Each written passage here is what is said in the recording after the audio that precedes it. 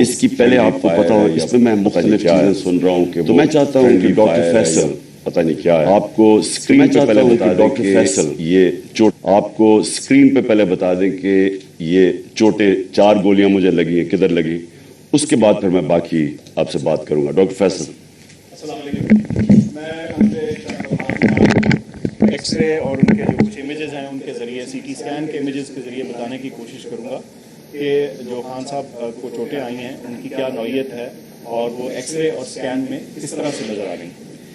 آپ کو سب سے پہلے تو آپ کی توجہ اس طرح دلاتا ہوں جس کی یہاں لکھا ہے رائٹ تھائی. یہ ایکس ریز ہیں دو اور یہ دونوں جو ہیں یہ دائیں ٹانگ کے ہیں. ٹانگ کا جو اوپر والا حصہ ہوتا ہے یہ سائڈ سے ہے جس کو لیٹرل ویو بولتے ہیں اور یہ سامنے سے ہے.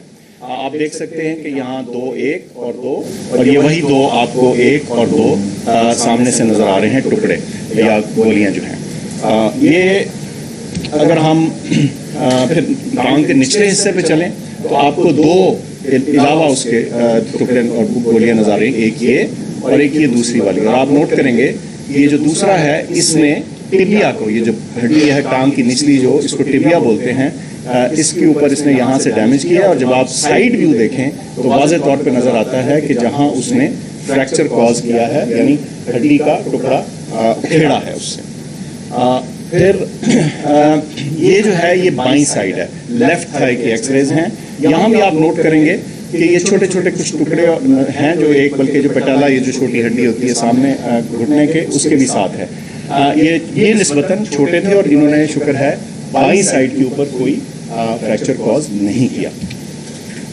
اچھا اس کے علاوہ جو ہم آپ کو دکھانا چاہتے ہیں وہ یہ کہ یہ پھر سے دائیں ٹانگ نظر آ رہی ہے اور یہ جو بلٹ ہے یا جو اس کا فریگمنٹ ہے اس کے ساتھ یہ فریکچر ہوا واضح طور کے اوپر نظر آ رہا ہے. یہ دائیں سائڈ. اچھا اسی طرح میں جو بہت اہم بات ہے آپ کو دکھانا چاہتا ہوں وہ یہ کہ اس اسکین کے اندر یہ جو آپ کو یہ دائیں ٹانگ ہے اور یہ جو لکیر نظر آ رہی ہے یہ چلتی ہوئی یہ والی یہ دائیں سائڈ کی مین جو آرٹری ہوتی ہے شریان ہے یہ وہ ہے. اور اس کے آپ دیکھ سکتے ہیں کہ ادھر اور اس کے بالکل قریب دوسری طرف جو بلٹ کے فریگمنٹس ہیں وہ نظر آ رہے ہیں. اس سے واضح ہوتا ہے کہ یہ جو ہماری مین آرٹری گزر رہی ہوتی ہے شریان گزر رہی ہوتی ہے اس کے کتنے قریب یہ ٹکڑے موجود ہیں. ایکسپلین تو کریں نا. اس کا یہ جو بڑی شریان ہوتی ہے ٹانگ کی ظاہر ہے اس نے پوری ٹانگ کو بلڈ سپلائی کرنی ہوتی ہے. اس کے ذریعے بہت سارا خون جاتا ہے اور خدا نہ خواستہ اگر اس شریان کو کوئی انجری ہو یا یہ کٹ جائے تو پھر بہت تیزی سے بلیڈنگ ہوتی ہے. اور آپ کو میں نے دکھایا بڑا واضح طور پہ صاف نظر آ رہا ہے کہ یہ اس شریان اس آرٹری کے کتنا قریب یہ ٹکڑے موجود تھے. ان کو نکال دیا گیا سرجری کے ذریعے دائیں طرف سے اور 4 فریگمنٹ یا ٹکڑے جو ہیں ادھر سے نکالے جا چکے ہیں اور وہ جسے کہتے ہیں ہمارے پاس موجود ہیں. اور بائیں طرف سے کوئی ہمیں ٹکڑا نکالنے کی ضرورت اس لیے نہیں پڑی کہ وہ کسی میجر اسٹرکچر کو ٹچ نہیں کر رہے تھے یا خطرہ نہیں ڈال رہے تھے یا پوٹینشلی خطرہ نہیں ڈال رہے تھے. تو یہ جو 4 فریگمنٹ ہیں ان کی تصاویر بھی آپ کو دکھائی ہیں اسکینز بھی اور ان کی جو نوعیت ہے اور ان کا خطرے کی نوعیت ہے وہ بھی آپ کے سامنے میں نے رکھی ہے. بہت شکریہ. جی شکریہ.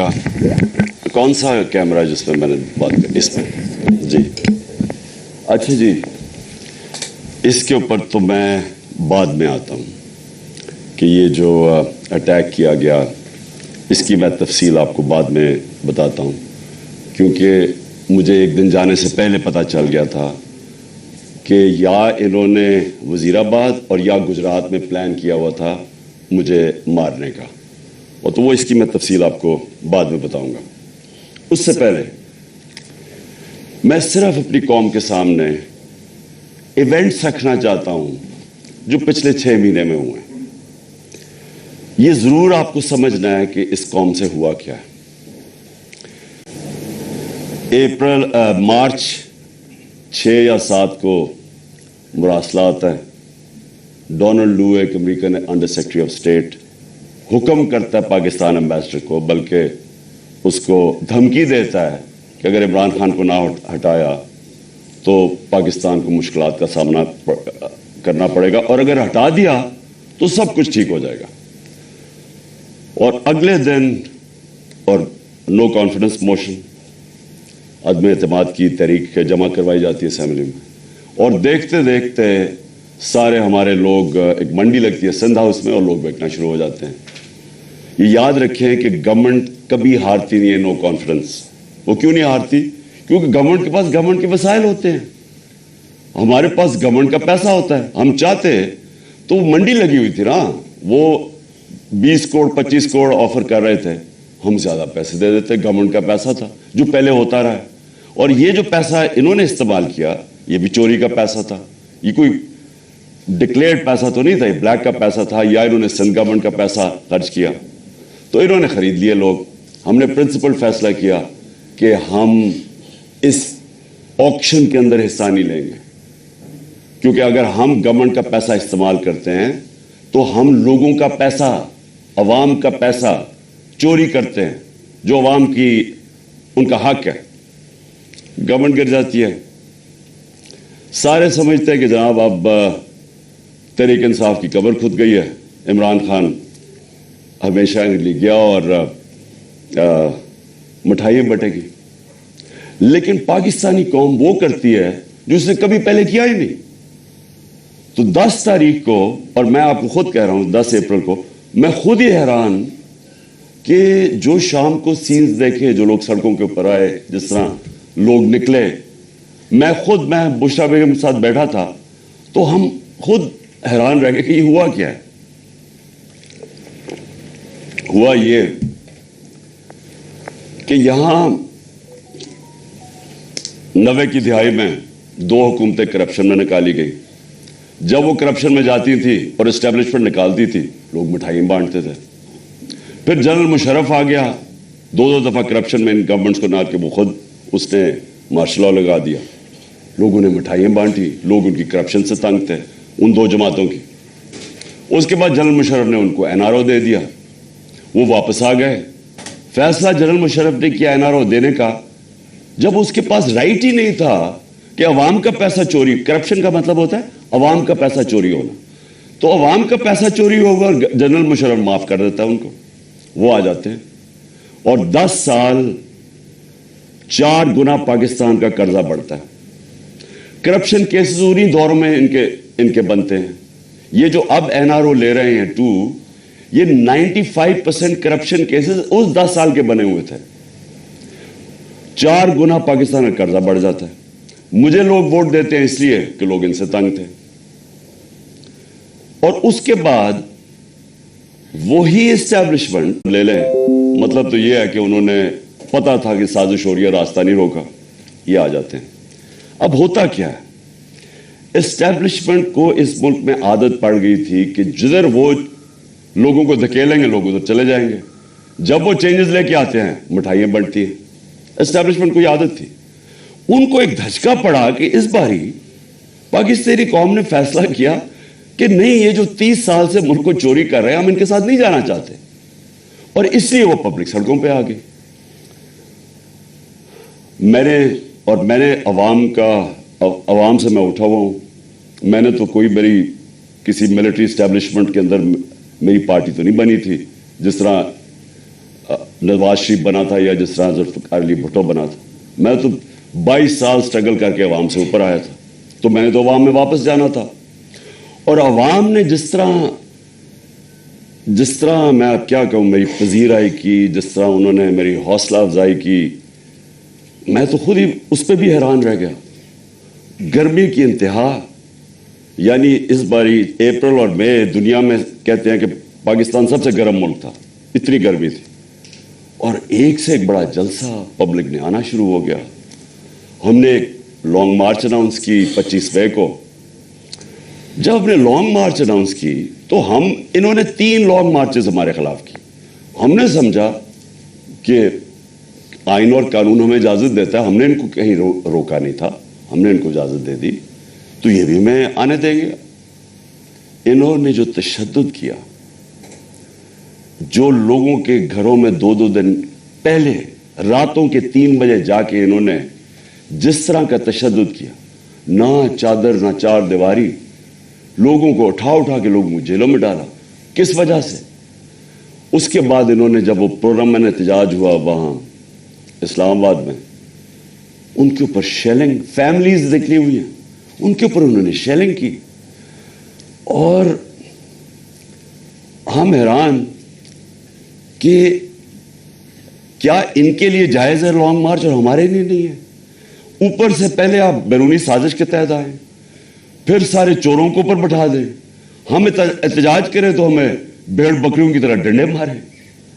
تو اس کے بعد انہوں نے سمجھا کہ پارٹی بالکل ہی ختم ہو جائے گی، ممی ڈیڈی پارٹی ہے، یہاں تو عورتیں بچے آتے ہیں، تو انہوں نے سمجھا کہ ختم ہو جائے گی۔ اور یہ سمجھے نہیں پاکستانی قوم کو، کیونکہ بند کمروں میں جب فیصلے ہوتے ہیں آپ کو نہیں پتا کہ گراؤنڈ کے اوپر کیا ہو رہا ہوتا ہے۔ جو انفارمیشن یہ لیتے ہیں، اگر ان کی انفارمیشن یہ کریکٹ ہوتی تو اس ملک میں اتنے زیادہ حادثے نہ ہوئے ہوتے۔ انفارمیشن کدھر سے آتی ہے؟ گراؤنڈ کا سچویشن نہیں پتا۔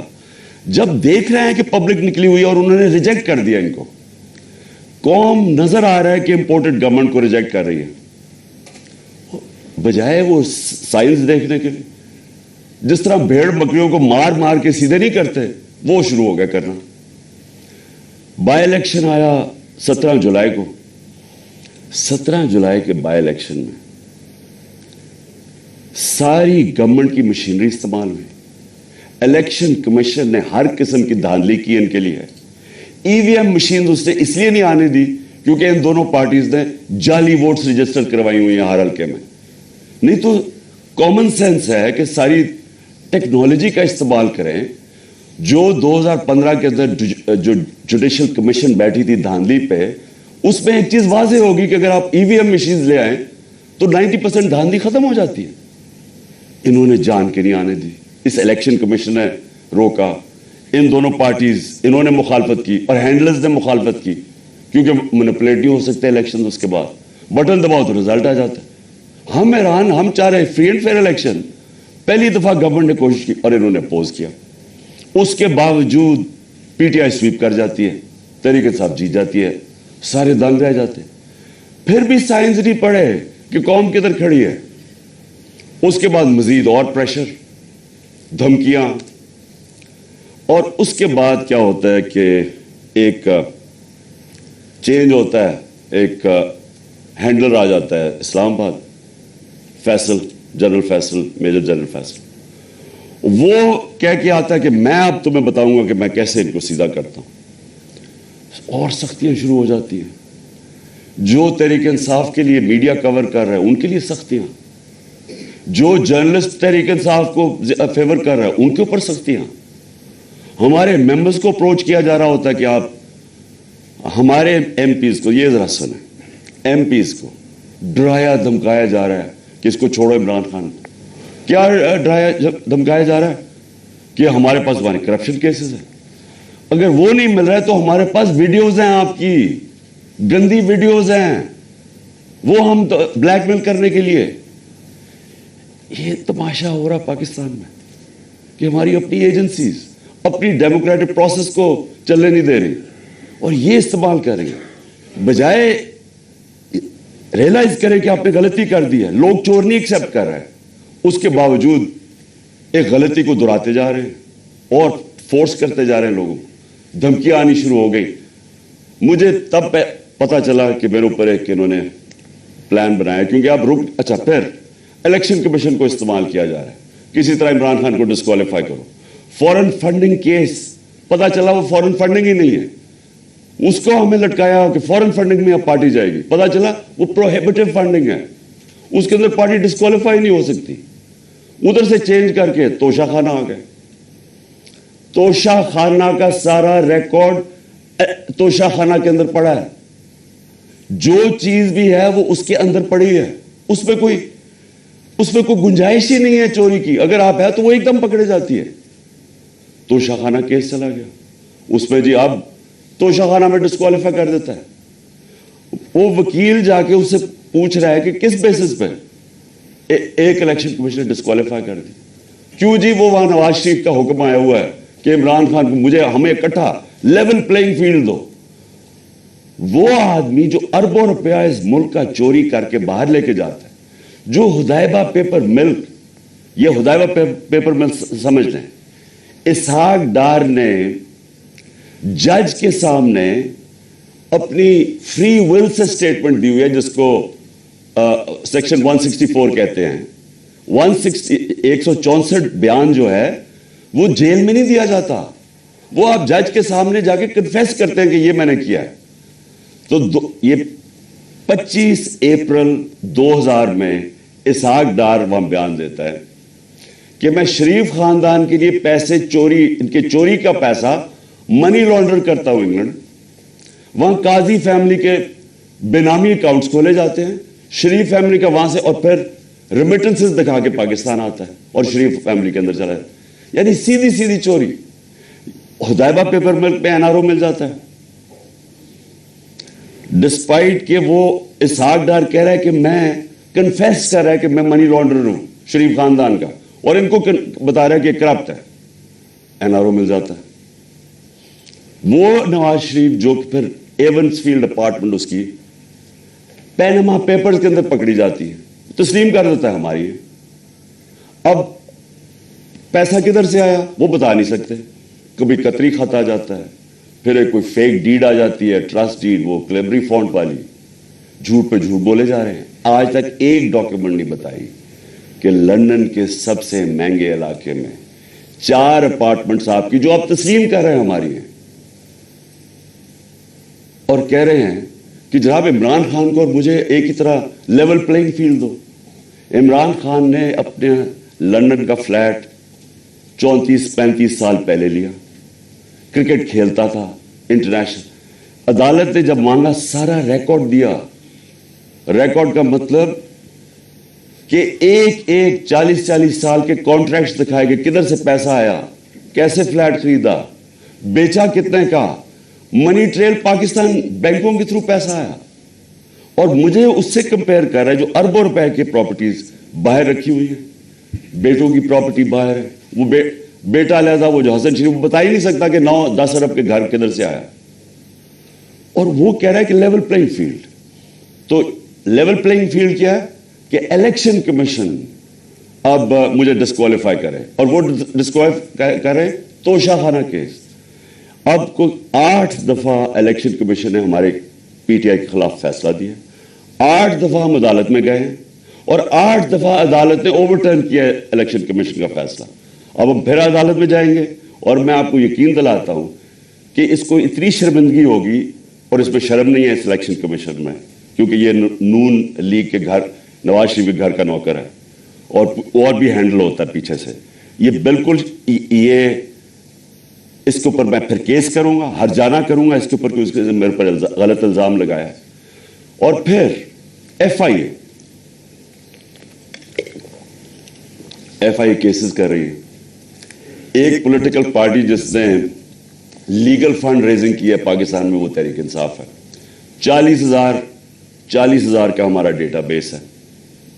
کسی پارٹی کے پاس ہے ہی نہیں, ان کے پاس کوئی ڈیٹا بیس ہی نہیں ہے. اچھا, وہ ان سے پوچھ ہی نہیں رہا کہ کدھر سے آپ نے پیسے اکٹھے کیے. جس پارٹی نے پیسے اکٹھے کیے ان سے پوچھ رہا ہے. اچھا, وہ جواب بھی دے رہے ہیں. اب وہ کیا کر رہے ہیں کہ جنہوں نے 10 سال پہلے پیسے دیے تھے PTI کو, ان کو FIA کانٹیکٹ کر کے ان کو ہراس کر رہی ہے, تاکہ PTI کے جو ڈونرز ہیں وہ بھاگ جائے PTI سے, کہ پیسہ نہ اکٹھا کر سکے PTI. وہ پارٹی جو پبلک سے پیسہ جو ساری دنیا میں ہوتا ہے, اس پارٹی کو بند کرنے کی کوشش کر رہے ہیں. وہ جو 2 پارٹیز بتا ہی نہیں سکتی کہ پیسہ کدھر سے اکٹھا کرتے ہیں, اور اس کا ورڈ ہے کرونی کیپٹلزم. یہ پہلے بزنس مین کے ساتھ بزنس کرتے ہیں, اور پھر ان سے پھر ان کو پیسے, ان کو موقع دیتے ہیں پیسے بنانے کا, پھر ان کے ساتھ یا پروفٹ شیئرنگ کرتے ہیں, اور پھر انہیں سے ڈونیشن لے لیتے ہیں. ان کے پاس تو ڈونر بیسک کوئی نہیں ہے. ہم کیوں فیصلے کر سکتے ہیں پبلک کے لیے؟ ہم کیوں بڑے بڑے مافیاز کے خلاف کھڑے ہوئے, جس طرح شوگر مافیا؟ کیونکہ ہمارے پاس پبلک کا ڈونر بیس ہے, ہم پبلک سے پیسے اکٹھے کرتے ہیں, اس لیے پبلک کے انٹرسٹ کے لیے کھڑے ہو سکتے ہیں. یہ ہے چھوٹی سی ایلیٹ انٹرسٹ پروٹیکٹ کرنے کے لیے مافیاز کے ساتھ آئی. تو FIA ہمارا نقصان پہنچا رہی ہے ہمیں, کہ ہمارے کیسز ہمارے, تاکہ ہمارے ڈونرز بھاگ جائیں. اس کے علاوہ انہوں نے صحافیوں سے کیا کیا؟ جب سے یہ آئے Faisal, general Faisal, major general, جو صحافیوں سے کیا انہوں نے, یہ پاکستان, مشرف کے مارشل لاء مجھے یاد ہے, مجھے اس نے جیل میں ڈالا. لیکن مشرف کا مارشل لا لبرل تھا. اس کے مقابلے میں جو آج کل ہو رہا ہے, جو صحافیوں سے ہو رہا ہے, جو عمران ریاض اس کو پکڑ کے جیل میں, پھر ایاز امیر اس کو مار پٹوائی, ذلیل کروایا, سمیع ابراہیم سینئر ریسپیکٹڈ لوگ, اس کو غلام حسین چودھری تقریباً 80 سال کا, اس کو پکڑ کے جیل میں ڈال دیا. اور جو ارشد شریف سے کیا, یعنی یہ قوم کبھی معاف ہی نہیں کرے گی ان لوگوں کو جنہوں نے ارشد شریف میری نظر میں پاکستان کا نمبر 1 انویسٹیگیٹو جرنلسٹ تھا اور نمبر 1 کریڈیبلٹی تھی. سب کو پتا تھا کہ یہ بکتا نہیں ہے, سب کو پتا تھا اس کا خوف کسی سے نہیں. اس سے جو کیا ہے ملک سے باہر بھاگ, مجھے پتا ہے اس کے پیچھے کون پڑا ہوا تھا. ارشد شریف کے گھر والوں کو پتا ہے کہ کون پڑا ہوا تھا اس کے پیچھے, صحافیوں کو پتا ہے کہ کون اس کے پیچھے پڑا ہوا تھا, کہ کیوں اس کو ملک چھوڑ کے جانا پڑا, اور پھر کیوں وہ دبئی سے آگے جانا پڑا اس کو. سب کو پتا ہے کہ کون پیچھے پڑا ہوا تھا اس کے. اور جو اس کی شہادت ہوئی, یہ اس ملک کی تاریخ کا میں سمجھتا ہوں افسوسناک موڑ ہے کہ جتنی صحافت اوپر چلی جاتی ہے معاشرے کو وہ لفٹ کر دیتی ہے, معاشرے کے ویلیوز لفٹ کر دیتی ہے, معاشرے کو امر بالمعروف پہ لگا دیتی ہے. یہ صحافیوں کا کام ہوتا ہے, موریلٹی معاشرے کی ریز کرے. اور جدھر کون آج کل فیورٹس بنے ہوئے ہیں, لفافے, جو زمین بیچنے والے صحافی جن کی کریڈیبلٹی کوئی نہیں ہے. آپ صرف یہ دیکھ لیں کہ کن لوگوں کی آج ویورشپ اوپر ہے اور کن کی نیچے ہے, آپ کو پتا چل جائے گا عوام کدھر کھڑی. عوام بیوقوف نہیں ہے. یہ جو عوام آپ کو بار بار میسیجز بتا رہی ہے کہ وہ ایک ابراہیم لنکن کی سینگ ہے کہ you can't fool all the people all the time. تھوڑا وقت سب کو پاگل بنا سکتے ہیں, سارا وقت کبھی کوئی انسان نہیں, معاشرہ پاگل نہیں بن سکتا. تو لوگوں کو پتہ ہے کیا ہو رہا ہے اور لوگ بتا رہے ہیں. پھر الیکشن ہوا, بائی الیکشن ہوا ہمارا, 9 سیٹوں پہ میں کھڑا ہوا صرف ایک پوائنٹ بتانے کے لیے کہ عوام کدھر کھڑی. 9 سیٹوں میں سے 8 جیتا. یہ ورلڈ ریکارڈ ہے, دنیا میں کبھی ایک پارلیمنٹیرین 12 سیٹیں نہیں ایک اسمبلی میں جیتا. پھر عوام بتا رہی ہے وہ کدھر کھڑے ہیں, لیکن نہیں, عوام کی نہیں سننی.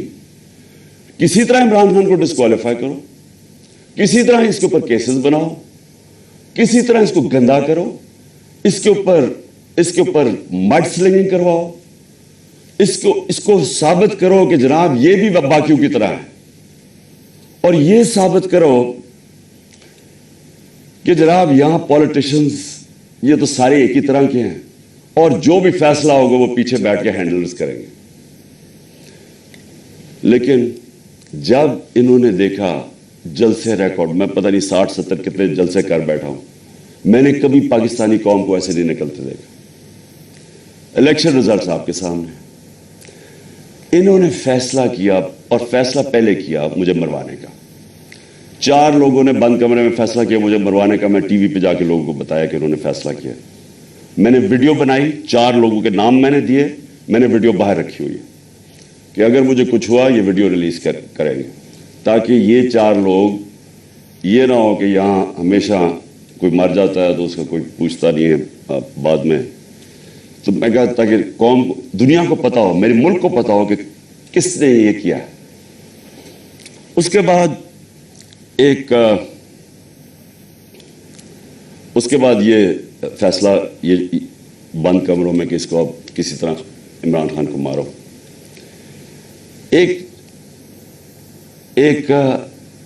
اچھا, اور مجھے خبریں کدھر سے آتی ہیں, اب میں یہ بھی آپ کو بتا دوں کہ مجھے کیسے پتا چلتا ہے. ایک تو میں گورنمنٹ میں 3.5 سال رہا, میری ریلیشن شپس ہیں, اداروں کے اندر لوگوں کو میں جانتا ہوں, ایجنسیز کے اندر لوگوں کو میں جانتا ہوں.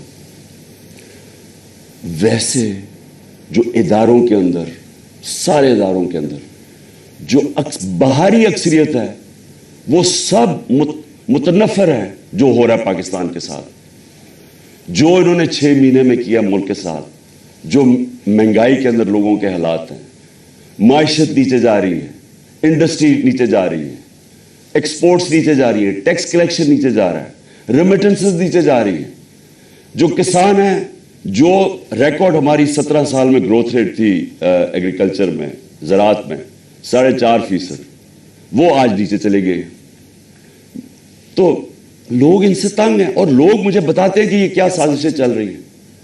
तो दूसरी इन्होंने साजिश क्या की, इन्होंने, और इसके ऊपर अब मैं आने लगा हूं, ये जो हुआ, ये जो मुझे ये गोलियां लगी, ये साजिश क्या थी। इन्होंने फैसला किया कि एक ऐसा सलमान तासीर टाइप कत्ल करो इमरान खान। इसके ऊपर पहले इसे कहो कि जनाब ये इसने मजहब की तौहीन की है या तौहीन रसालत की है। उसके ऊपर कोई इन्होंने टेप्स टूप्स बनाई, उन्होंने वो रिलीज भी की, वो लोग चलाए और वो नून लीग के लोग उसको प्रोजेक्ट करना शुरू हो गए। पता था मुझे कि कौन इसको प्रोजेक्ट कर रहा है। हमें यह इतना आसान है आजकल के ज़माने में पता चलवाना, क्योंकि ये तो डिजिटल वर्ल्ड है। आप पता चलवा सकते हैं किस अकाउंट से चीज़ें प्रोजेक्ट की जा रही हैं। तो ये पहले तो ये प्रोजेक्ट किया गया कि इमरान खान ने दीन की तौहीन की है। उसके बाद प्लान इनका ये था, जो इन्होंने किया इस दिन ये वजीराबाद में, कि कहेंगे जी दीनी इंतहा पसंद इमरान खान को कत्ल कर दिया, जिस तरह सलमान तासीर को किया, क्योंकि इसने कोई मजहब की तौहीन कर दी। ये प्लान बना। मैंने ये प्लान जलसे के अंदर 24 सितंबर को अवाम के सामने रखा, और मैं ये चाहता हूं कि ये बिल्कुल इसी स्क्रिप्ट के ऊपर हुआ जो कि वजीराबाद में हुआ। तो ये पहले जरा मैं चाहता हूं आप सारे ये जरा एक दफा देखें कि ये हुआ क्या था, ये मैंने क्या कहा था 24 सितंबर को। और दूसरी कोशिश कर रहे हैं, पहले से कितना प्लान बना हुआ, मैं आप सबको पहले भी बता चुका हूं। 4 लोगों ने बंद कमरे में फैसला किया मुझे मरवाने का, और वो लोग अभी भी उस साजिश पर लगे हुए हैं। उन्होंने दोनों मरियम जो झूठ बोल रही थी, पीएचडी दोनों के पास है, इनको जावेदुद्दीन को इन्होंने इनसे प्रेस कॉन्फ्रेंस करवाई, और प्रेस कॉन्फ्रेंस करवाई ऐसी के इमरान खान खुदा ना खास्ता उसने मदद की तौहीन की है। और फिर इनकी कोशिश है कि इसकी वजह से अगर कोई भी मेरे ऊपर वारदात हो तो कहेंगे कि मजहबी जुलूनी ने कर दिया, कहेंगे कि जी कोई दीनी इंतहा पसंद है इसको मार दिया। ये कम है, लेकिन मैं आज आप सबको कह रहा हूं, सारे पाकिस्तान में मैं फिर रहा हूं, मुझे अपनी जान से ज्यादा मुझे पाकिस्तान की आजादी की फिक्र है। 24 सितंबर ये जलसे में मैंने कहा, प्लान का मुझे पता चल गया था। और ये जो वजीराबाद हुआ, अब मैं आपको वजीराबाद पे आता हूं कि ये हुआ क्या। इन्होंने लॉन्ग मार्च, हम जलसे करते हुए हमने लॉन्ग मार्च का फैसला किया।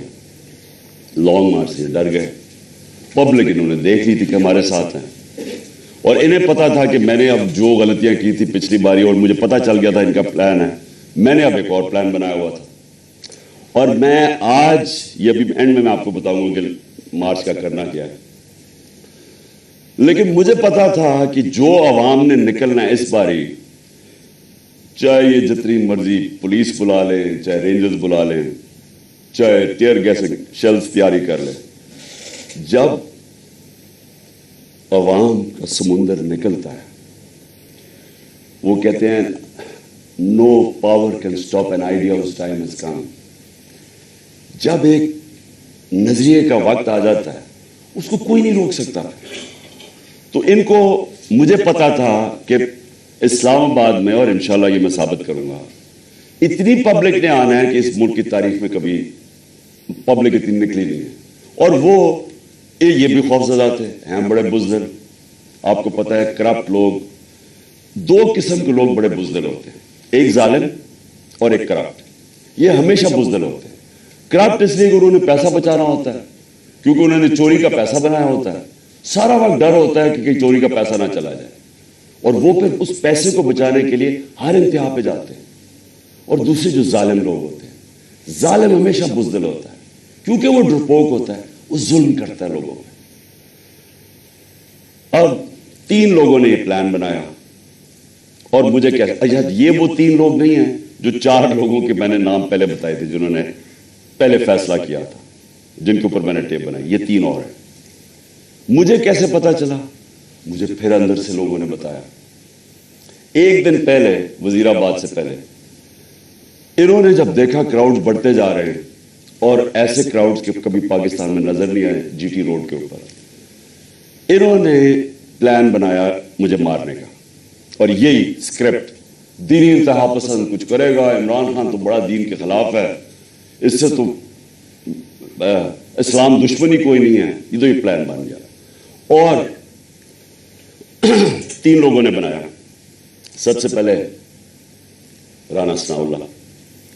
राना सनाउल्लाह ने क्यों बनाया? क्योंकि राना सनाउल्लाह एक कातिल है।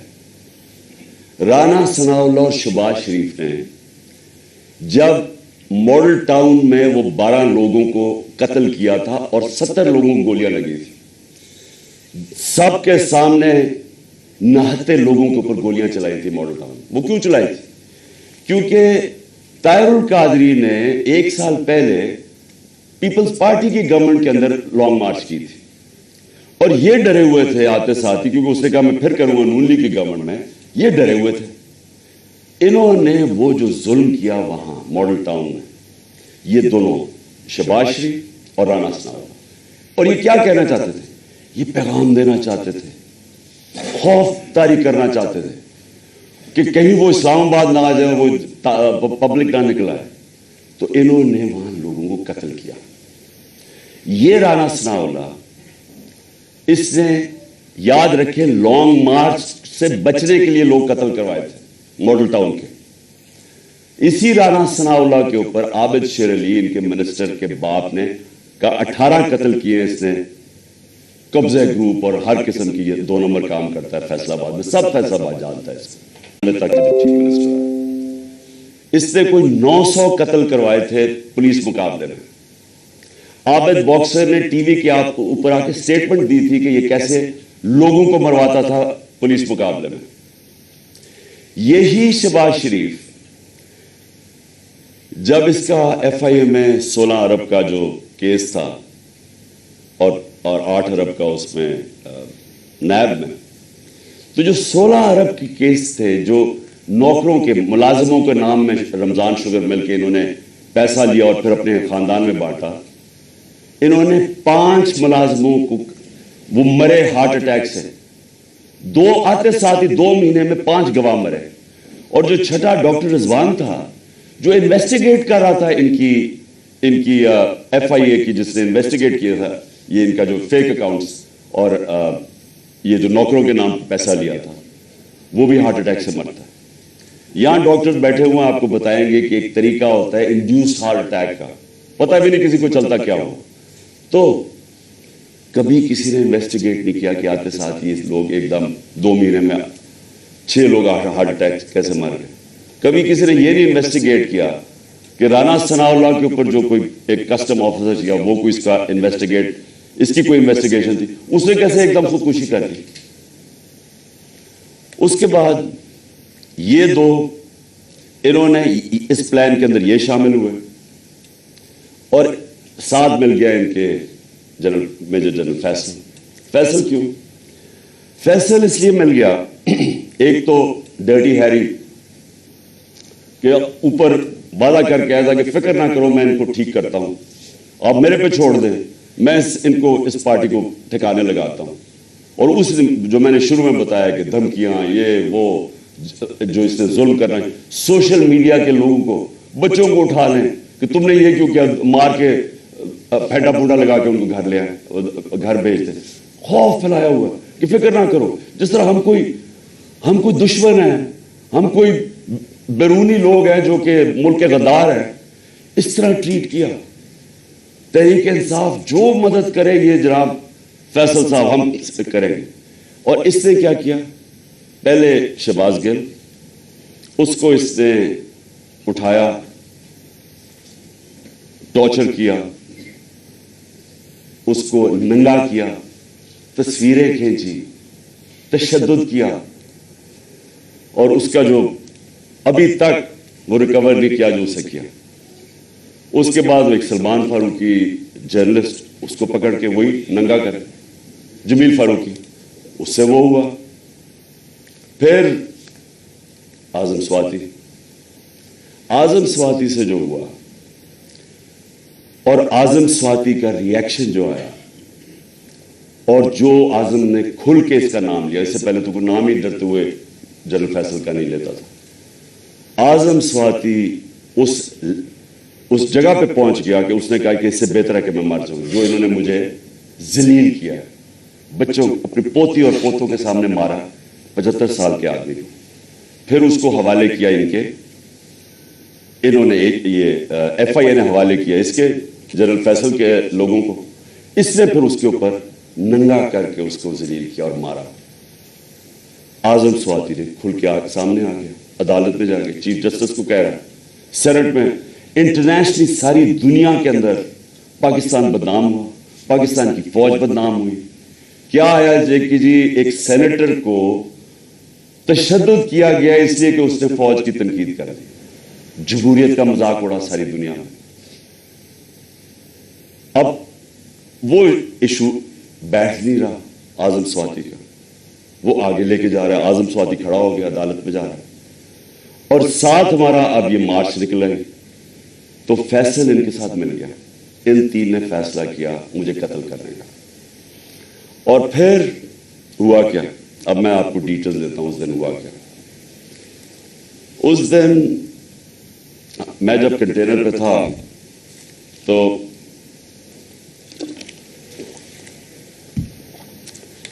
ایک دم گولیوں کا ایک برسٹ آتا ہے, میری ٹانگ پہ گولیاں لگتی ہیں, میں گر جاتا ہوں. اور جب میں گر رہا ہوتا ہوں تو دوسرا برسٹ آتا ہے. یہ ایک برسٹ ادھر سے آتا ہے اور دوسرا برسٹ آگے سے آتا ہے. 2 آدمی تھے, اور جب میں گر رہا ہوتا ہوں تو میرے اوپر سے گولیاں جاتی ہیں. یعنی کہ اگر یہ سنکرونائز کر دیتے, میرے خیال میں ان کا اس میں نے بچنا ہی نہیں تھا. اگر یہ دونوں جو میرے کنوں نے اکٹھے اگر مارنا تھا تو اس نے ادھر سے مارنا تھا, تو یہ تو جدھر سے اس نے مارنا تھا اس نے بچنا ہی نہیں تھا, کیونکہ سامنے سے مارنا تھا, وہ سائڈ سے مارا تھا. تو جب میں گر رہا تھا تو اوپر سے گولیاں گئی, اور پھر بھی کیونکہ میں گر گیا تھا, میرے خیال میں اس نے سوچا ہوگا, اوپر جو بیٹھا ہوا تھا اس نے سوچا کہ اب یہ مار گیا, اور وہ وہاں سے چلا گیا. اب جو چیز سمجھنے کی ہے وہ یہ کہ ایک تو پکڑا گیا جنونی, اس کو کہا جی یہ تو بڑا کوئی دینی جنونی, کوئی انتہا پسند ہے. یہ انتہا پسند نہیں ہے, اس کے پیچھے پورا پلان تھا. یہ پلان پورا ہم اب انکور کریں گے, اور میں آپ کو بتاؤں اس کے ساتھ اور لوگ ملوث ہیں, اور یہ پلان اب کا نہیں پہلے کا بنا ہوا ہے. اور وہ جو اصل لوگ ہیں جنہوں نے وہاں سے گولیاں چلائی تھی, جنہوں نے اصل میں اس کا پھر بھی میں بچ جاتا, انہوں نے مارنا تھا, اور یہ آدمی اور ہمیں نقصان پہنچاتا. 2 ہیرو نہ نکل آتے. ایک تو شہید معظم, میں اس کو آج سلام پیش کرتا ہوں, 2 بچوں کے ساتھ گیا ہوا. وہ میری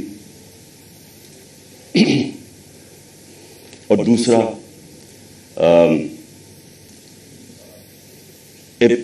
ابتسام, جس طرح اس نے پکڑا اور جس طرح اس کی اگر دلیری نہ ہوتی تو اس نے تو اور اس نے بس مار دیتا, تو اور تباہی کر سکتا تھا. 11 لوگوں کو گولیاں لگی اور ایک ہمارا معظم شہید ہوا. اب ہم نے ایف آئی آر رجسٹر کرنے کی کوشش کی ہے. سب ڈرتے ہیں کیونکہ کئی ادارے یہ قانون سے اوپر ہے. میں آج جنرل باجوہ سے سوال پوچھتا ہوں کہ کیا فوج کا وقار اوپر جائے گا یا نیچے جائے گا اگر جو آپ کی فوج پہ کالی بھیڑیں غلط کام کر رہی ہیں, ظلم کر رہی ہیں, انسانوں پہ تشدد کر رہی ہیں, اگر آپ ان کے اوپر ایکشن لیں گے تو فوج کا وقار اوپر جائے گا, لوگ عزت کریں گے فوج کی.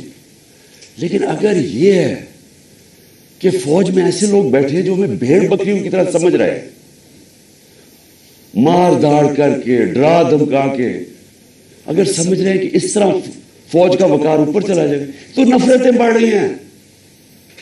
آپ کے ایک میجر جنرل نے جو میرے خیال میں غداری میں پکڑا گیا، امریکہ کے لیے غداری کر رہا تھا، آپ نے اس کو سزا دی، فوج کا وقار اوپر گیا، غلط کام کر رہا تھا.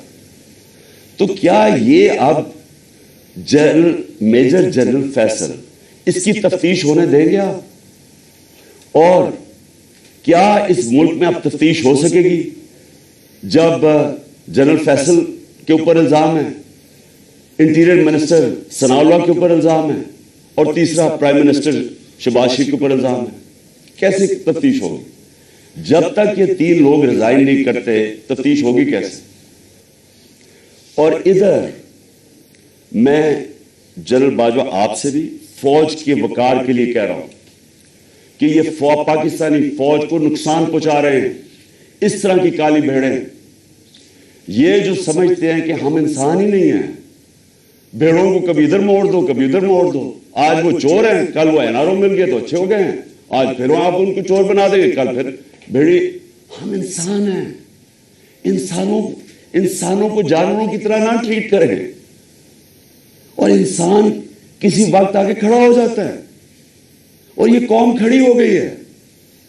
یہ میں آج آپ کو بتا دوں، 2 راستے اب اس قوم کے سامنے، یا ایک پرامن انقلاب آئے گا اور یا خونی انقلاب آئے گا، اور تیسرا راستہ نہیں ہے. کیونکہ میں نے 6 مہینے میں اس قوم کو جاگتے دیکھا ہے، قوم کھڑی ہو گئی ہے. یہ جو شعور کا جن ہے یہ بوتل سے نکلا ہے، یہ اندر نہیں جانے لگا. اب فیصلہ صرف یہ کر لیں کہ ہم پرامن طریقے سے اس ملک کے اندر چینج لے کے آئیں گے، جو کہ بیلٹ باکس کے ذریعے آئے گا صاف اور شفاف الیکشن کے لیے، یا وہ جو ایران میں ہوا تھا ہوگا، تباہی ہوگی، جو سری لنکا میں لوگ سڑکوں پہ آ جائیں گے، کیوس ہوگا. یہ جماعت جس کو ان 3 لوگوں نے مجھے قتل کرنے کی کوشش کی اور اللہ نے بچایا، جس طرح ابھی ڈاکٹر فیصل نے کہا کہ یہ جو گولی میری یہ ادھر اوپر کی ٹانگ پہ لگی، وہ ایک گولی میری جو وہ اصل آرٹری ہے اس کے نیچے سے نکل گئی اور ایک اس کے پاس آگے رک گئی. اگر وہ رپچر ہو جاتی تو 20 منٹ میں انسان مرتا ہے، 20 منٹ میں سارا خون نکل جاتا ہے. اگر تو سیدھا ہاسپٹل نہ ہو 20 منٹ میں مر گیا آدمی. تو اللہ نے اگر مجھے یہ بچایا ہے، جو مجھے آج زندہ رکھا ہے، یہ صرف اللہ کا کرم ہے. انہوں نے تو پوری کوشش، کوئی کسر نہیں چھوڑی تھی. انہوں نے تو ایک ادھر سے اور ادھر سے سامنے والے نے مارنا تھا. اور پھر سوال میں پوچھتا ہوں، سب سے بڑی پاکستان کی پولیٹیکل پارٹی، اس کے سربراہ جو واحد فیڈرل پارٹی رہ گئی ہے پاکستان میں، یہ 2 فیملی پارٹی سکڑ کے چھوٹی چھوٹی پارٹیز رہ گئی ہیں. میں چیلنج کر کے جاؤں گا سندھ میں، اور انشاءاللہ یہ زرداری مافیا کو سندھ میں ہرا کے دکھاؤں گا آپ کو. سندھ کے لوگ اس سے تنگ ہیں، ان کو سب سے زیادہ غلام ادھر بنایا ہوا، ان کو وہ سب سے زیادہ آزادی طلب کر رہے ہیں. اور یہ شریف خاندان، میں چیلنج کرتا ہوں، یہ کدھر کسی سیٹ پہ میرے سے مقابلہ کرے. نواز شریف آئے، کہتے ہیں نا اسے آئے، اتنی کوششیں کر رہی ہیں، NRO سب کو دے دیا ہے، سارے چوروں کو، منی لانڈرر ساروں کی عید ہو گئی ہے. وہ کہتی ہے مریم لیول پلینگ فیلڈ. چیلنج کرتا ہوں کسی سیٹ پہ پنجاب میں میرے سے مقابلہ کر رہے ہیں، کیونکہ پبلک چینج ہو گئی ہے. یہاں ایک جاگی ہوئی قوم ہے، ان کو بھیڑوں کی طرح نہ ٹریٹ کریں. اور چیف جسٹس صاحب، میں آپ سے مخاطب ہوں، دیکھیں یہ ملک ترقی نہیں کر سکتا جب تک رول آف لا نہیں ہوگا. میں ساری دنیا پھرا ہوں، 70 سال میری عمر ہے، میں نے مغربی دنیا اندر سے دیکھی ہوئی ہے. میں جب 18 سال کا انگلینڈ گیا تو میں نے پہلی دفعہ رول آف لا دیکھا. مجھے تو پتہ ہی نہیں تھا، کیونکہ ہم تو ملٹری ڈکٹیٹرشپ میں بڑے ہوئے تھے یہاں 60s میں.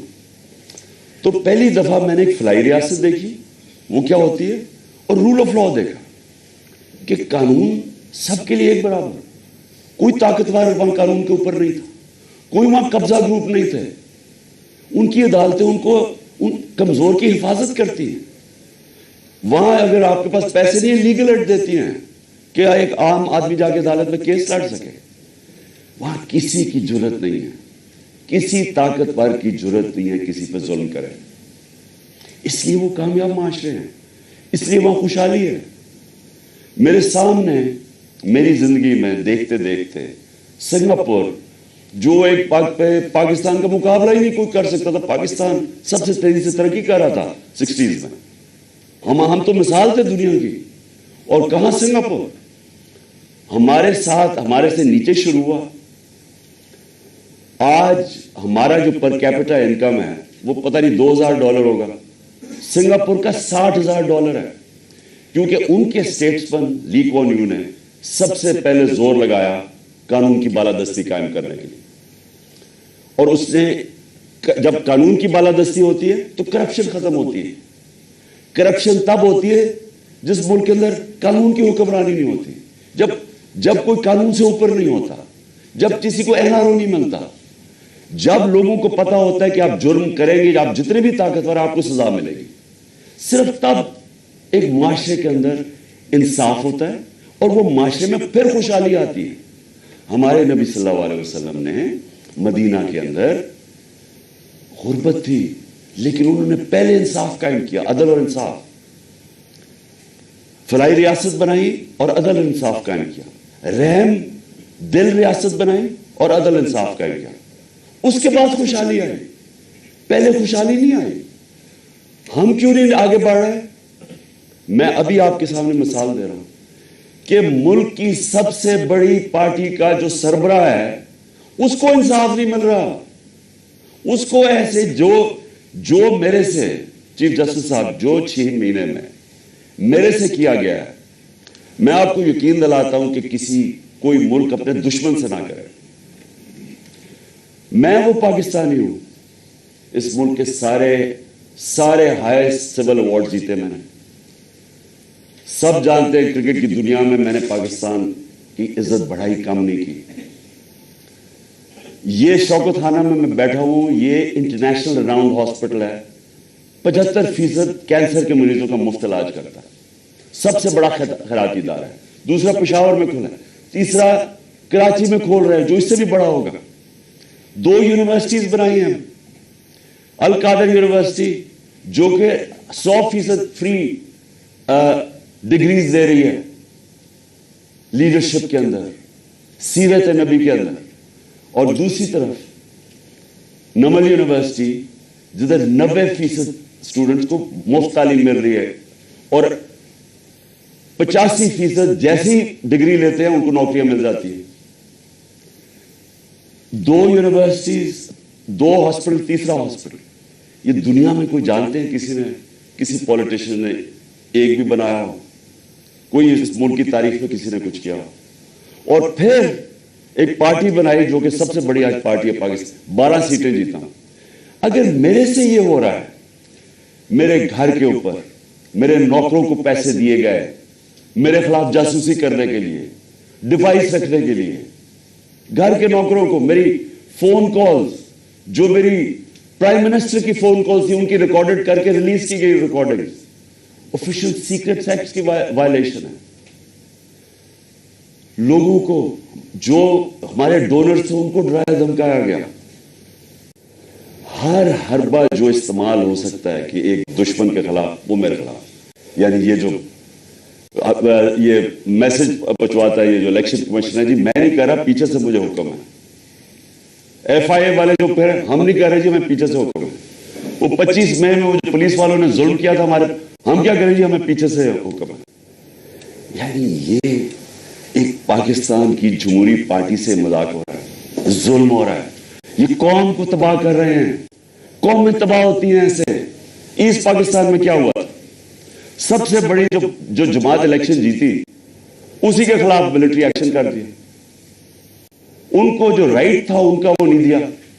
میں 18 سال کی عمر میں انڈر 19 میچ کھیلنے گیا ادھر, مارچ 1971. یہاں پریس سینسرشپ تھی, مجھے تو پتہ ہی نہیں تھا کہ کتنی نفرت ہے وہاں. کیوں نفرت تھی وہاں؟ کیونکہ ہم ان کو رائٹ نہیں دے رہے تھے. وہ الیکشن جیت گئے ہیں, ان کا پرائم منسٹر ہے. یہاں فیصلہ ہوا جی نہیں, ہم نے ان کو نہیں بننے دینا, اور ہم نے اس کے خلاف ملٹری ایکشن کر ملک توڑ دیا.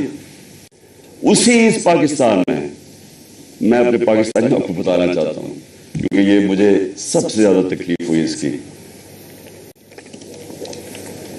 کہ 18 سال کے بعد, یہ 71 تھا, 18 سال کے بعد میں پاکستان ٹیم کیپٹن ایک بنگلہ دیش ایک ایگزیبیشن میچ کھیلنے گیا ہندوستان کے خلاف. دو ایگزیبیشن میچز وہ 2 میچز ہم جیت گئے, وہ 2 میچ سیریز جیت گئے. میرے پاکستانیوں, وہاں جدھر نفرت تھی پاکستان سے 1971 میں, کیونکہ ہم ان کو رائٹ نہیں دے رہے تھے, انصاف نہیں کر رہے تھے, 50,000 لوگوں کا اسٹیڈیم ایک ہی نعرہ مارا, پاکستان زندہ باد, پاکستان زندہ باد. ہوٹل سے جدھر ہمارا ہوٹل تھا اور جدھر اسٹیڈیم تھا, اسٹیڈیم سے ہوٹل تک لوگ سڑکوں پہ لائنوں پہ کھڑے ہوئے تھے, پاکستان زندہ باد. تو میں نے تب مجھے پتا چلا یہ کتنی بڑی ٹریجڈی ہے, کہ ہم نے کتنا ظلم کیا ان لوگوں کے ساتھ جو ہمیں چھوڑنا نہیں چاہتے تھے, لیکن ہم نے ان سے انصاف نہیں کیا. اب وہی کرنے جا رہے ہیں, سب سے بڑی پارٹی کو دیوار کے ساتھ لگا رہے ہیں اور اس کے لیڈر کو قتل کر رہے ہیں, کوشش کر رہے ہیں. کیوں؟ کیونکہ یہ چوروں کا ٹولہ اوپر جو بٹھا دیا ہے, ہم بھیڑ بکریاں مان نہیں رہے ان کو, اس لیے قتل کرو اس کو, جو ملک کی سب سے بڑی پارٹی ہے, تاکہ اگر عمران چلا جائے گا تو پارٹی تتر بتر ہو جائے گی. جو پارٹی فیڈریشن کو اکٹھا رکھ سکتی ہے وہ تو صرف تحریک انصاف ہے. ملٹری, اگر ملٹری اب ملک کو اکٹھا رکھ سکے تو ایسٹ پاکستان نہ ٹوٹتا. پولیٹیکل پارٹیز ملک کو اکٹھا رکھتی ہیں, ملٹری مدد کرتی ہے. یہ الٹا جا رہا ہے. یہ پھر کوئی تاریخ سے ہم نے کچھ نہیں سیکھا. کیا ہوگا؟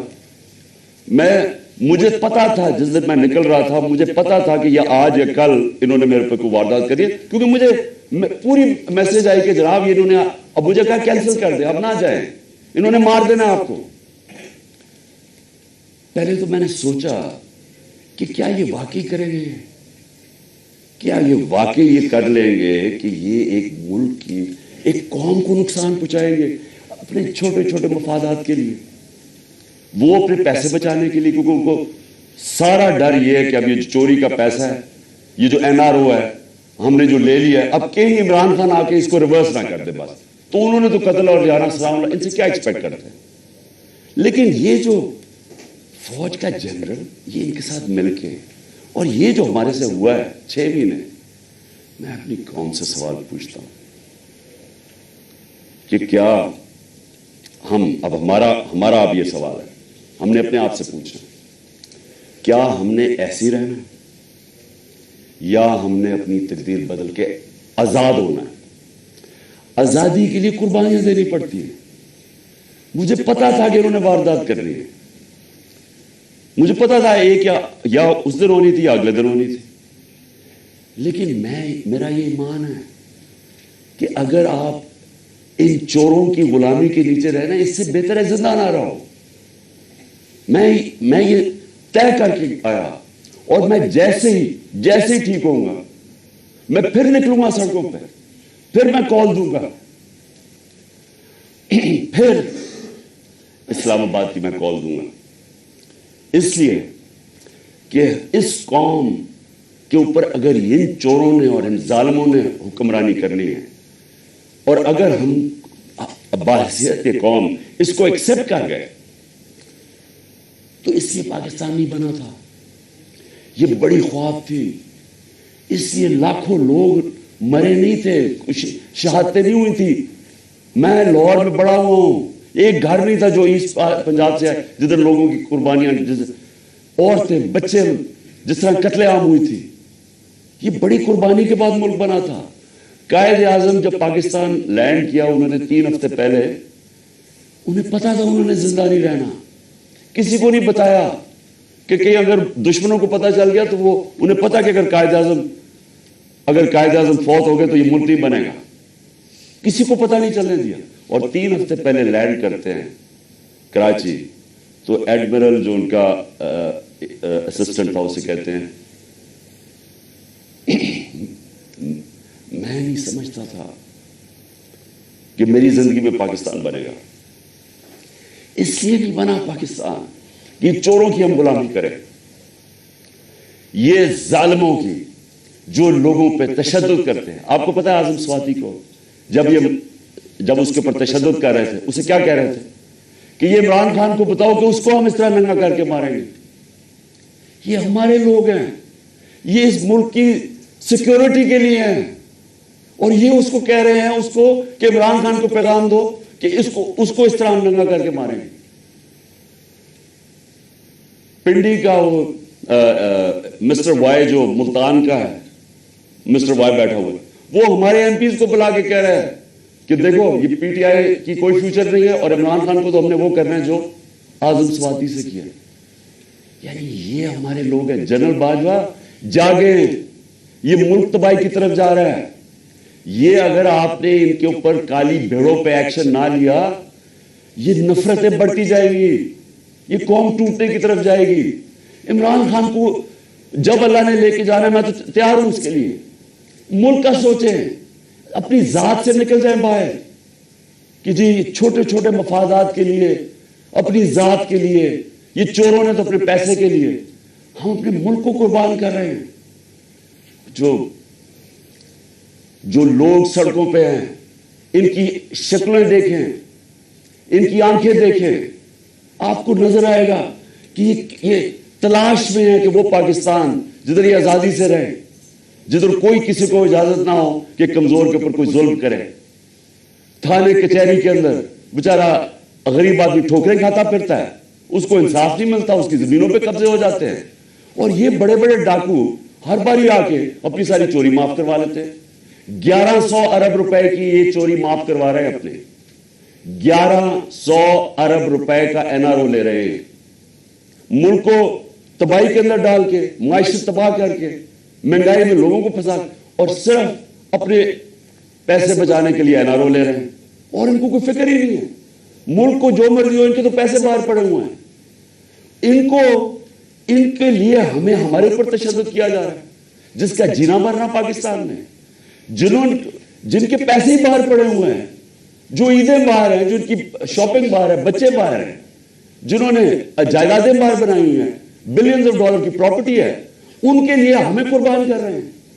اور غدار پھر کون رہا؟ کون ہے پاکستان کا غدار؟ میرے اوپر غداری کا پرچہ کر دیا. شہباز گل کے اوپر کسٹوڈیل ٹارچر ہوئی, یہ دنیا میں بینڈ ہے. اس کے اوپر میں نے آواز اٹھائی, اور میں نے کہا کہ جس نے ریمانڈ میں بھیجا اس آدمی کو جس کے اوپر کسٹوڈیل ٹارچر ہو, اس کے اوپر قانونی کارروائی کریں گے. میرے پہ دہشت گردی کا پرچہ لگا دیا. تو یہ پاکستان کدھر جا رہا ہے؟ ہم وہ خود بھولے نا, جو قوم اپنے نظریے سے ہٹتی ہے وہ مر جاتی ہے. ہمارا تو نظریہ تھا, ہمارا نظریہ ہے اسلامی فلاحی ریاست, جو مدینہ کی ریاست کے اوپر بیس کرنی تھی. علامہ اقبال کی شاعری تو پڑھنے ساری, وہ سارا وقت جگاتا رہا علامہ اقبال, غلام مسلمانوں کو جگانے کی کوشش کر رہا تھا کہ غلاموں کی کوئی زندگی نہیں ہے, پرواز صرف شاہین آزاد کی ہے. اور آزادی تب آتی ہے جب انصاف ملتا ہے. انصاف جب تک نہیں ملتا وہ قوم آزاد نہیں ہوتی. یا انصاف ہی نہیں ہے چیف جسٹس صاحب, یا میں آپ کو گارنٹی کرتا ہوں کہ جب تک یہ ریزائن نہیں ہوں گے تفتیش ہی نہیں ہو سکتی. تینوں تو وہ ملوث ہیں جن کے نیچے تفتیش ہے. تو چیف جسٹس صاحب اس ملک کو بچائیں. آپ کی بڑی ذمہ داری ہے. اللہ جتنا بڑا ہمیں مقام دیتا ہے اتنی بڑی ہمیں ذمہ داری ڈالتا ہے. آخرت میں ہماری ججمنٹ ہوگی کہ ہم جو اللہ نے ہمیں نعمتیں بخشی ہیں ان کو ہم نے کیسے استعمال کیا ہے, اپنی ذمہ داری انسانیت کے لیے پوری کی یا نہیں کی. اللہ آپ سے پوچھے گا کہ یہ جو اعظم سواتی جو اسے ہوا ہے کہ کوئی سو موٹو ایکشن نہیں لینا تھا. کیا یہ جو شہباز گل سے ہوا ہے کوئی آپ کی ذمہ داری نہیں ہے, کوئی رول آف لا نہیں ہے اس ملک میں, وہ تو آپ نے امپلیمنٹ کرنا ہے. اگر طاقتور کے لیے ایک قانون ہے, کمزور کے لیے دوسرا ہے, ملک کی تو فیوچر ہی کوئی نہیں ہے. کیونکہ میرے نبی صلی اللہ علیہ وسلم نے 1500 سال پہلے تقریباً انہوں نے کہہ دیا تھا کہ وہ قومیں جو کمزوروں کو، چوروں کو جیلوں میں ڈالتی ہیں اور طاقتور ڈاکوؤں کو پکڑتی نہیں ہیں، وہ تباہ ہو جاتی ہے. آج ساری جو ڈیولپنگ ورلڈ ہے وہ کیوں غریب ہے؟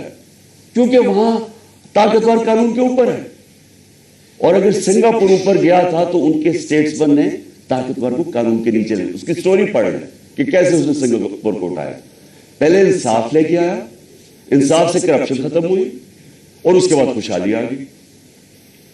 شیر شاہ سوری سب سے بڑا مانا جاتا ہے کہ یہ جو بادشاہ تھے ہندوستان کے سب سے بڑا. کیا کیا شیر شاہ سوری؟ کدھر سے شروع ہوا؟ جو اس کو جاگیر ملی بہار میں، اس نے کیا کیا؟ اس نے رول آف لا قائم کر دیا. اس نے سارے بڑے بڑے ڈاکوؤں کو ختم کر دیا. اس نے وہاں انصاف کر دیا. سارے تاجر ارد گرد کی جاگیروں سے چھوڑ کے تو شیر شاہ سوری کی جاگیر میں آ گئے. وہاں خوشحالی آ گئی کیونکہ وہاں انصاف تھا. ادھر سے وہ کھڑا ہوا اور ادھر سے اس نے جب ہندوستان کی سنبھالی جب حکومت، تو ادھر اس نے انصاف قائم کیا. اس لیے آج اس نے لوگوں کے جب انصاف آیا خوشحالی آ گئی. یہاں ہم رینگتے رہیں گے امریکنوں کے، کبھی ادھر ہاتھ جوڑ رہے ہیں کہ جی ہمیں ادھر سے پیسہ مل جائے، کبھی وہ چینیوں کے پاس جا رہے ہیں پیسہ مل جائے، اور ہاں کبھی ہم جی ہاں ہم مانگنا تو نہیں چاہتے لیکن ہم مجبور ہیں، ہم بڑے مجبور ہیں. تو 30 سال تو آپ دونوں فیملی حکومت کرتی رہی ہیں، تو کس نے مجبور کیا اتنا؟ کون اس ملک کو؟ جب سے یہ دو خاندان آئے ہیں ہندوستان بھی آگے نکل گیا، بنگلہ دیش ہمارے سے آگے نکل گیا. جب بنگلہ دیش بنا تھا تو لوگوں نے یہاں کہا جی بوجھ ہے ہمارے اوپر بنگلہ دیش میں، غربت بہت زیادہ ہے. وہ آگے نکل گیا ہمارے سے. جب سے یہ دو خاندان آئے ہیں تو کہتا جی ہم مجبور ہیں، ہم تو ماننے نہیں آئے لیکن ہم مجبور ہیں. آخر میں اپنے سارے پاکستانیوں کو جو پیغام دینا وہ یہ ہے کہ دیکھیں، آپ نے سب نے، میں نے فیصلہ کیا پھر سے کہ جیسے ہی میں یہاں سے ٹھیک ہوں گا میں سیدھا سڑک پہ، اور میں نے اسلام آباد کی کال دے دی. آپ سب سے میں صرف یہ کہتا ہوں کہ اپنے بچوں، اپنے مستقبل کے لیے آپ نے کبھی کمپرومائز نہیں کرنا اپنی آزادی کے لیے. غلام قوم دنیا میں اس کی عزت نہیں ہوتی. ہر ایک پاسپورٹ پوچھے ہمارے پاکستانیوں سے کیا ہوتا ہے، دنیا عزت نہیں کرتی اور وہ قوم اوپر ہی نہیں جا سکتی. اگر ہم نے یہ غلامی کر کے اوپر جانا تھا تو ہم کب 40 سال سے تو میں جانتا ہوں غلامی کر رہے ہیں. وہ کوئی امریکن آتا ہے اس کے پیر میں گر جاتے ہیں، کوئی گورا رنگ دیکھتے ہیں اس کے جوتے پالش کرنے شروع کر رہے ہیں. وہ جب سازش ہو رہی تھی تو مجھے یاد ہے کہ امریکن وہ عورت کوئی امریکن ایمبیسی سے مریم نواز کو ملنے گئی، وہ گھر سے باہر گئی اس کو ریسیو کرنے. اسے ایسے ملے جیسے کوئی برطانیہ کی پتہ نہیں کوئی ملکہ آ گئی. اس کے سامنے صرف لیٹ ہی نہیں گئی کہ میرے اوپر سے چل کے جاؤ جا کے اس کے جوتے نہ گندے ہو جائیں. یہ اپنے آپ کو ہم ذلیل کرتے ہیں ساری جگہ دنیا کے اندر، کیونکہ ہم بیکاریوں کی طرح پھرتے ہیں، قومی غیرت کھو بیٹھے. اور کیوں نہیں ہم آگے بڑھ سکتے؟ کیونکہ انصاف نہیں ہے. انصاف نہیں ہے، خوشحالی نہیں ہے، انصاف نہیں ہے، آزادی نہیں ہے. تو میرے پاکستانیوں، آپ نے سب نے جب تک یہ 3 لوگ ریزائن نہیں کرتے آپ نے پروٹیسٹ کرنا ہے. آپ نے سڑکوں پر پروٹیسٹ کرنا، آپ کو آپ کا آئین رائٹ دیتا ہے. ظلم اور ناانصافی کے خلاف کھڑا ہونا آپ کا دین آپ کو حکم کرتا ہے. جہاد کرنا ہے. جہاد کیا ہے؟ ظلم کے سامنے کھڑے ہونا، ناانصافی کا مقابلہ کرنا، اپنی آزادی کے لیے کھڑے ہونا. یہ آپ کا فرض ہے. اور اللہ نے کیوں کیا ہوا ہے؟ کیونکہ اللہ کو پتہ ہے کہ غلام کی کوئی پرواز نہیں ہے. تو انصاف آپ کو آزاد کرتا ہے اور آزاد کی پرواز ہے. تو اس لیے آپ نے سب نے نکلنا ہے، آپ نے پوری طرح اس پروٹیسٹ کے اندر حصہ لینا ہے اور ان تینوں کی ریزگنیشن مانگنی ہے. کیونکہ جب تک یہ 3 ریزائن نہیں کرتے یہ جو کیس ہے یہ آگے نہیں بڑھے گا، اس کی تفتیش نہیں ہوگی. کیونکہ کنٹرول کرتے ہیں سب کچھ ہے، ایف آئی اے، ساری ایجنسیز ان کے کنٹرول کے نیچے. تو کیسے انصاف ملے گا؟ जनरल बाजवा को भी कहना, मैं आपको आज कह रहा हूं कि ये फैसल, मेजर जनरल फैसल कर रहा है, ये इस मुल्क को तबाही की तरफ लेके जा रहा है। फौज इस मुल्क की जरूरत है। हम जो मेरी तरह के लोग आजाद सोच ही नहीं सकते जिंदगी आजादी के अलावा, वो चाहते हैं कि हमारी फौज मजबूत हो, क्योंकि मजबूत फौज ही हमें आजाद रखेगी। ये कमजोर कर रहा है फौज को। इन हरबों से हमारी फौज कमजोर हो रही है। हम जब तनकीद करते हैं तामीरी है, ये अपनी फौज को कमजोर करने के लिए नहीं हम कर रहे हैं। हम आपको आज कह रहे हैं, सारी कौम आपको कह रही है कि ये चोरों के साथ हमने नहीं चलना। कौम आपको बार बार कह रही है। ना ये करें कि हमें डंडे मार मार के ये फैसल कि जी नहीं आपने भेड़ बकरियों की तरह इनके साथ चलना, नहीं चलना इन्होंने, और इंतशार की तरफ जा रहा है कौम। सो मेहरबानी करें, इसको रिजाइन करवाएं, इसके ऊपर पूरी तफ्तीश करें कि इसने किस किस्म का जुल्म किया है। आजम स्वाति के ऊपर जो हुआ है, जो शहबाज गिल के ऊपर हुआ है, जो जमीर फारूकी के ऊपर हुआ है, नंगा करके कौन सी कौम इजाजत देती? कभी सुना है अमेरिका के अंदर, अमेरिका के अंदर, यूरोप में किसी आजाद कौम में सुना है कि इस तरह आजादी राय के ऊपर किसी को नंगा करके मारे और फिर धमकियां दें आगे से कि ये बता दो कि इमरान खान से भी यही होगा? यानी ये हमारी एजेंसीज है, इनका ये काम है कि मुल्क को ही कमजोर करो। तो प्रोटेस्ट होगा जब तक ये तीन रिजाइन नहीं करेंगे। जैसे मैं ठीक होऊंगा, मैं सड़क पे फिर आ रहा हूं और मैं इस्लामाबाद कॉल दूंगा, आप तैयार रहें। इंशाअल्लाह अल्लाह ने मुझे बड़ा बचाया है, मुझे एक नई जिंदगी दी है और मेरे में अज़म दे दिया है कि मैं अपनी कौम की आजादी के लिए पूरी तरह लड़ूं। पाकिस्तान जिंदाबाद।